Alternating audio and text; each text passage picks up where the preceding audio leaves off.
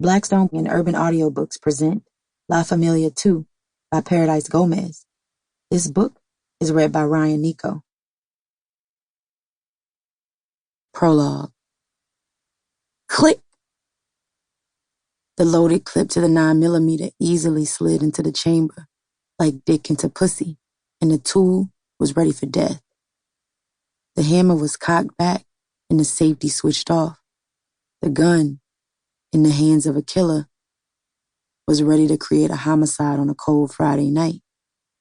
The young boy with the gun in his hand was only 16 years old and already was a hardcore gangster to the bone, wired for murder, being numb to violence, and taking a human life by the gun. He had already seen things that scarred his mind for life: murder, rape, violence, and jail.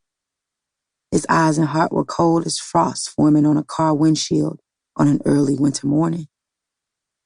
The burning weed was being passed between the four hoodlums riding in a stolen Chevy Impala with tinted windows. The four young hardcore hoodlums, with rap sheets as long as their arms, were part of a notorious gang who called themselves the Bronx Mafia Boys. One of New York's most infamous and violent gangs, with over 2,000 committed members. They intentionally drove into enemy territory, seeking out their rival to kill, the young gangster crew. Rap music blared inside the car. It was a dark and wintry night. The Chevy slowly turned corner to corner, seeking to destroy. Young DJ took a pull from the weed between his lips and inhaled the potent drug to soothe his mood. He took several more pulls and then passed the joint to one of his cohorts next to him and leaned into the back seat of the car. He gripped the gun and was ready to see some action. The Bronx was his home. The gang was his loyalty, and nothing else in life mattered but his street family and his violent reputation. For months now, both of these violent drug crews, the Bronx Mafia Boys and Young Gangster Crew, had been warring over Northern Territory in the Bronx, and residents and the neighborhood found themselves in the middle of World War III.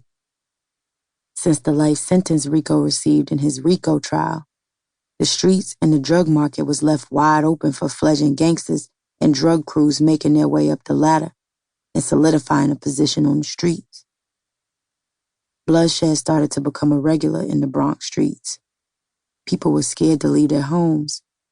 Eatonwald was starting to look like Baghdad. Gunshots and bloodshed was becoming a common thing, like children playing and traffic going by. Sample complete. Ready to continue?